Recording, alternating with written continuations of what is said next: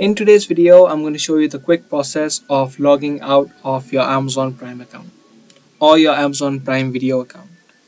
If this video sounds helpful to you, then make sure you watch it until the end and let's get right into it. Open up your app of Amazon Prime or the website of Amazon Prime.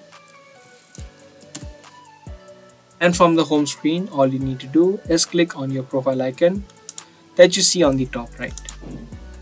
Once you click on it, a drop-down menu will open up and you'll have an option of sign out. Now, if you're trying to log in to a different device, there is no option of switching accounts similar to as Amazon.com. So you'll need to manually click on sign out and you'll be successfully signed out.